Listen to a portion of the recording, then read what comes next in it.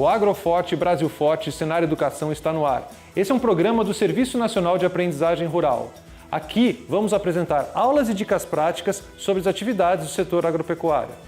E hoje continuamos o curso sobre plantas ornamentais, propagação e produção de mudas. E chegou a hora de conhecer a propagação vegetativa. Acompanhe. Olá! Daremos início à segunda aula que trata da propagação vegetativa de plantas ornamentais. Você já ouviu falar em propagação vegetativa? Vamos entender. A propagação vegetativa é a multiplicação de plantas por meio de partes vegetativas, como por exemplo, ramos, folhas, divisão de touceira e outras partes.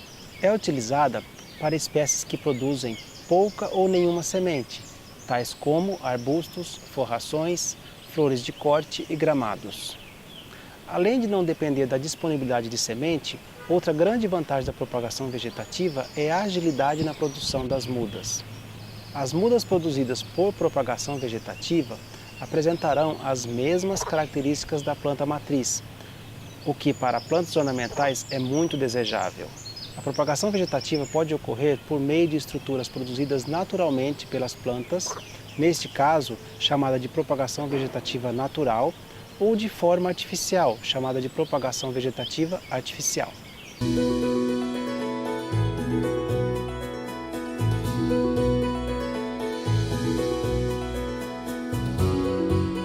A propagação vegetativa natural é o aproveitamento de propágulos, mudas, que se formam naturalmente ao redor da planta matriz. Alguns propágulos são facilmente separados, sem causar danos à planta matriz, a exemplo dos cormos, tubérculos, bulbos, filhotes e rebentos. Outros casos, é necessário cortar a planta matriz para separar os propágulos, a exemplo da retirada de rizomas, caules ou raízes tuberosas. Esse processo é conhecido também como divisão. Entre outras formas de propagação vegetativa, temos os bulbos, os pseudobulbos, os rizomas, os tubérculos, as raízes tuberosas, os estolhos, os filhotes e os rebentos. Vamos conhecer cada forma.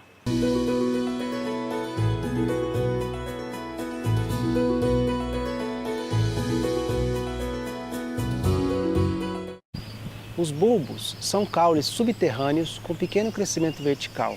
Caracterizam-se pelo engrossamento da base, devido ao acúmulo de reservas e também pela presença de um prato basal e, na maioria dos casos, presença de escamas.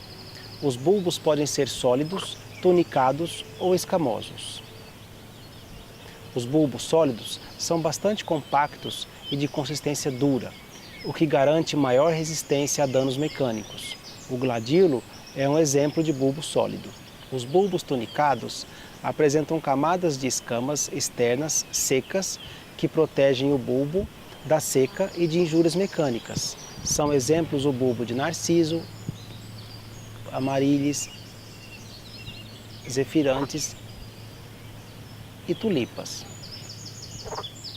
Os bulbos escamosos não possuem camada protetora, sendo facilmente danificados. As escamas são separadas entre si e unidas na base do prato. Os lírios são exemplos de bulbos escamosos. Ainda sobre os bulbos, é importante saber que eles são propagados de duas formas. A primeira é por filhote, que é um método rápido utilizado na produção comercial, e a segunda é a formação de bulbilhos sobre as escamas, que neste caso formam-se na base das escamas. Cada escama pode conter de 3 a 5 bulbilhos, que é separada no bulbo-mãe e colocada em condições de crescimento. A maioria dos lírios pode ser propagada desta forma. Observe agora como fazer a propagação por bulbos.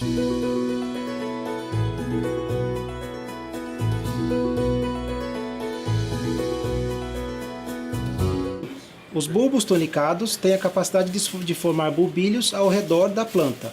Então observe aqui no bulbo de Angélica as formações dos novos bulbilhos ao redor do bulbo mãe, que é esse bulbo mais velho aqui. A propagação é feita simplesmente separando os bulbilhos mais jovens. E esses bulbilhos, depois de separados, vão para um pote preenchido com substrato.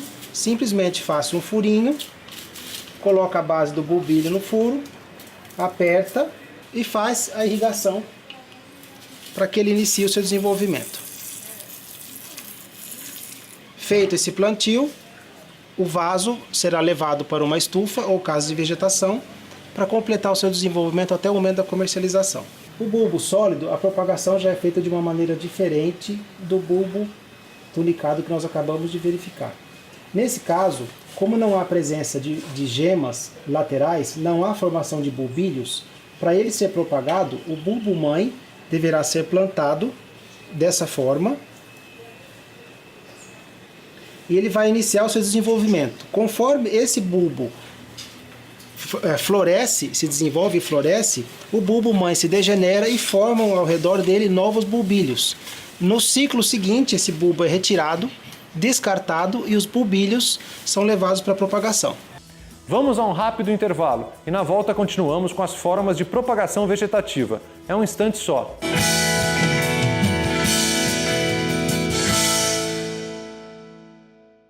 Um país forte é feito de coragem, é feito de planejamento, é feito de sabedoria e paciência.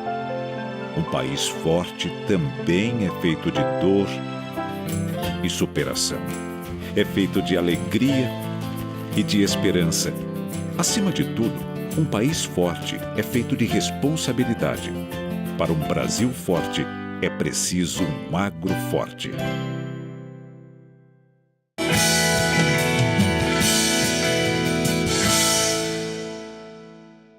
Agroforte, Brasil Forte, Senar Educação está de volta. Hoje o nosso assunto é plantas ornamentais, propagação e produção de mudas. Neste segundo bloco, continuamos com as formas de propagação vegetativa.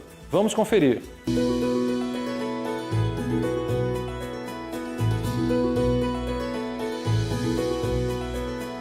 Agora vamos falar sobre os pseudobulbos. Eles também são chamados de falsos bulbos. São estruturas de armazenamentos produzidas por muitas orquídeas. Em algumas espécies, como é o caso do Dendrobium, o pseudobulbo apresenta muitos nós que originam brotos e raízes. Muitas orquídeas comerciais são propagadas por pseudobulbos. A exemplo dos gêneros Cattleya, Lélia, Miltonia e Odontoglossum. A propagação ocorre por divisão da planta em pedaços contendo 4 a 5 pseudobulbos.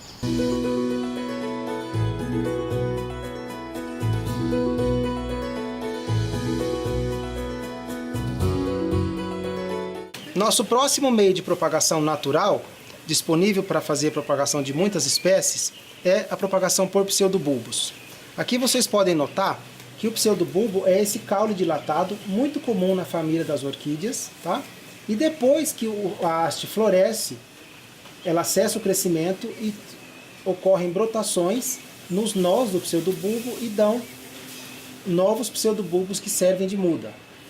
Quando chegar a esse ponto, é simplesmente chegar na planta que está com os pseudobulbos formados e destacá-los do pseudobulbo mãe.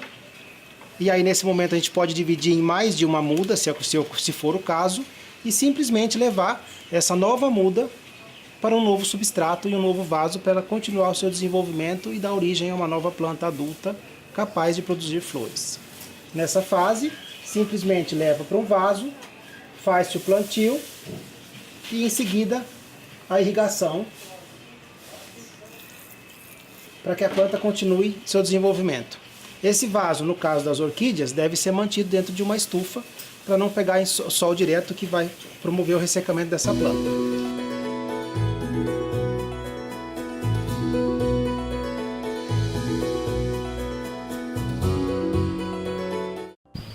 O rizoma é uma modificação que ocorre no caule de algumas plantas. Apresenta função de reserva, crescimento horizontal, nós e entre nós, gemas vegetativas, além de boa capacidade de formar raízes. Podem ser aéreos ou subterrâneos, mas geralmente se desenvolve sob a superfície do solo. São exemplos de plantas rizomatosas as helicônias, os filodendros, o bastão do imperador, as alpíneas, a íris o Hemerocallis e a gengibre e algumas samambaias. Atenção! Plantas rizomatosas são facilmente propagadas cortando-se o rizoma em partes que contenham pelo menos uma gema vegetativa. No caso de plantas que possuem rizomas muito grandes, a exemplo dos bambus, é possível fazer a multiplicação por meio de estacas de colmo, plantadas horizontalmente ou por segmentos de 3 a 4 nós verticalmente.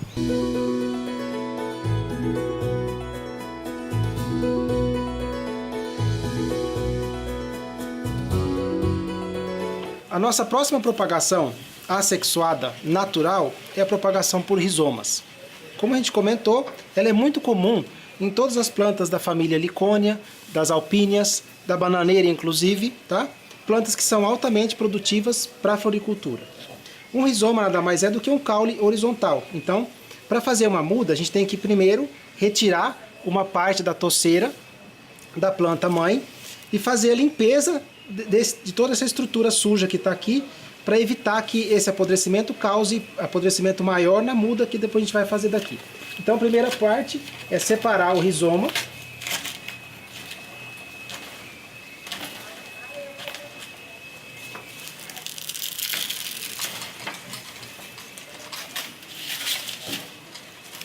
E esse rizoma que a gente separou sempre tem que ter a presença de uma parte do caule velho e brotos ou gemas que darão origem às novas plantas, como vocês podem ver nessas duas brotações. A próxima fase é simplesmente eliminar essas raízes e lavar a planta, para levá-la ao solo.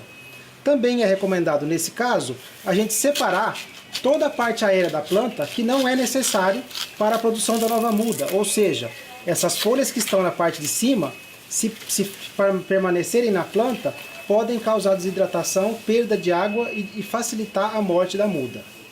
Retirando a parte superior, a gente vem e faz uma poda, eliminando todas as raízes da planta.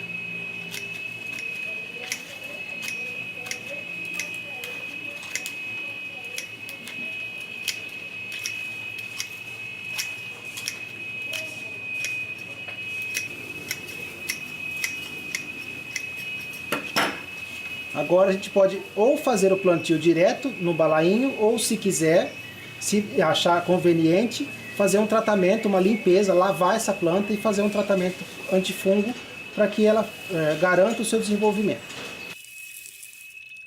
Efetuada a limpeza do rizoma, como vocês podem observar, ocorre aqui a formação de várias gemas que vão dar origem à nova planta. Coloque um pouco de terra no fundo do vaso e complete o volume do vaso com substrato.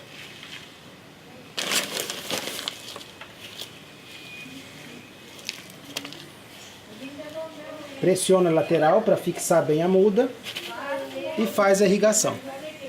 Da mesma forma, essa muda não pode sofrer muita incidência de luz ou de sol direto, portanto a gente tem que manter ela num lugar com cobertura, seja ela uma casa de vegetação ou até mesmo debaixo de uma sombra de uma árvore, e deve ser irrigada diariamente. Depois de alguns meses da muda plantada, aqueles rizomas que estavam se desenvolvendo começam a emergir e a muda está pronta para ser comercializada. Hoje você aprendeu um pouco mais sobre produção de mudas de plantas ornamentais. No próximo sábado, vamos conhecer a propagação vegetativa natural por tubérculo. Não deixe de conferir. E não se esqueça, todos os programas estão disponíveis na internet em um portal com material didático para você completar os estudos. E ao final de cada curso, você poderá fazer uma avaliação para ter o certificado.